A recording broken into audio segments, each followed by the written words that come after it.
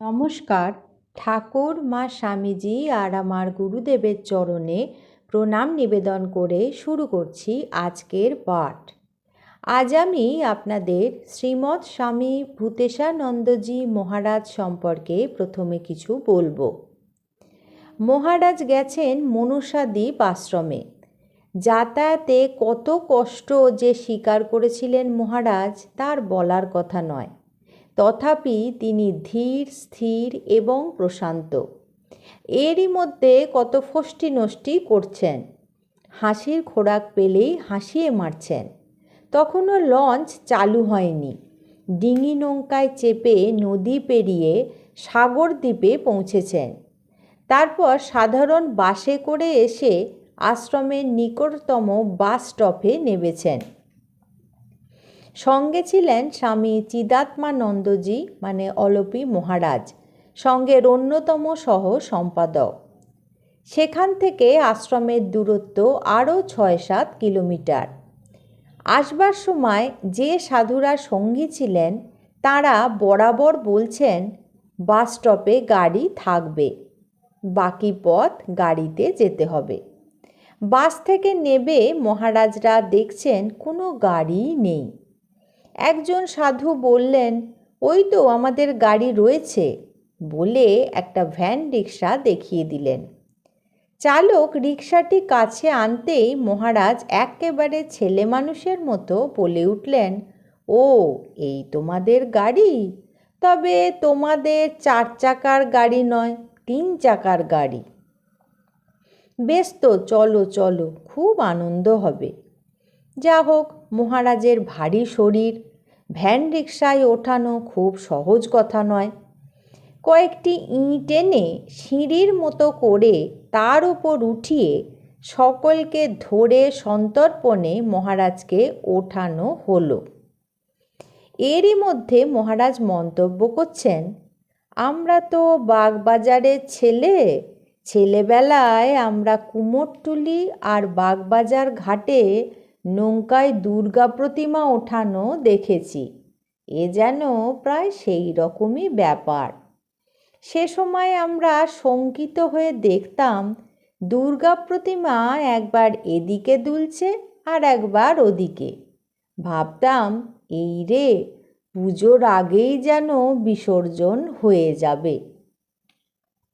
এদিকে হয়েছে কি, মহারাজরা রিকশায় বসবার পর তাতে চালের বস্তা, আনাজপাতির ঝুড়ি, এমনকি কেরোসিনের টিন সব বোঝাই করা হয়েছে, একেবারে ঠাসাঠাসি।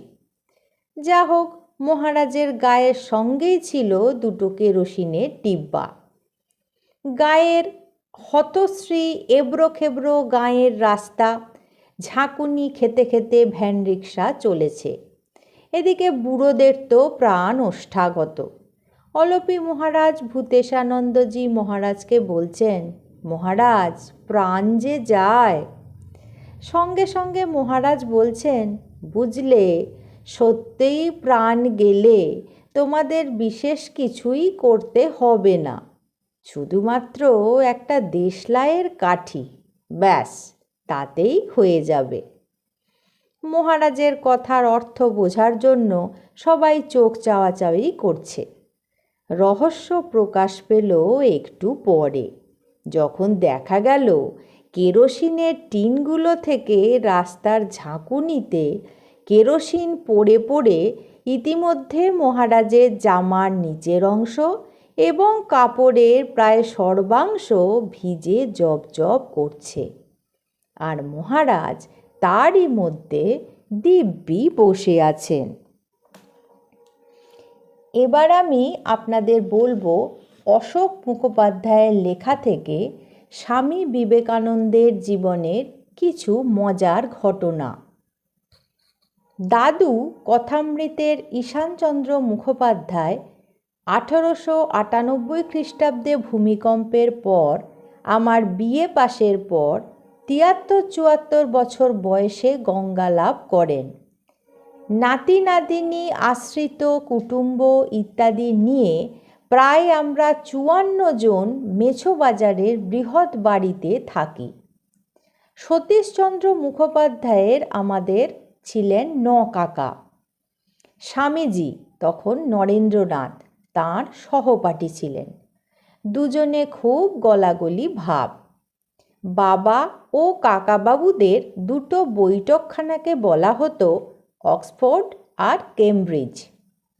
বাবার মানে শ্রীশচন্দ্র মুখোপাধ্যায় মেধার জন্য কলকাতার তখনকার বাছা বাছা এলেমদার ছাত্রদের জমায়েত করাতেন এই ঘরে, এবং আমরা সেটা দেখে গর্ব অনুভব করেছি। আমরা তখন স্কুলের পড়ুয়া। স্বামীজি এই সব গুণীদের মজলিসে সাহিত্য, দর্শন, বিজ্ঞান আলোচনায় বিশেষ উল্লেখযোগ্য ভূমিকা নিতেন। তিনি জ্ঞান গুণ সাগর। তখন থেকেই সব ছোকরারা ওনাকে সমবয়সী হলেও চিহ্নিত সর্দারের মতো একটা আলাদা রকম সমীহ শ্রদ্ধা করত।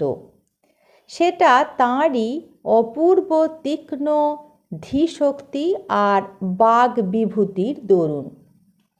গলার আওয়াজ গম্ভীর ভারী, সে সময় দেখতে একহারা, চোখ দুটো চমৎকার, মুখ যেন মনস্বিতা দিয়ে মাজা। আরও বৈশিষ্ট্য, তার মুখে হাসি দেখলেই সবাই আমোদ আহ্লাদ করবার অধিকার পেতেন।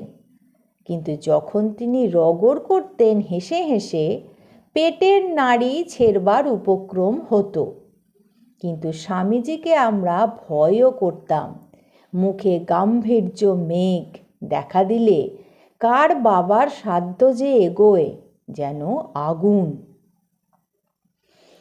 কৈলাস খাবারওয়ালা নানা রকমারি খাবার ঝুড়ি ভরে রোজ বাড়িতে আনত।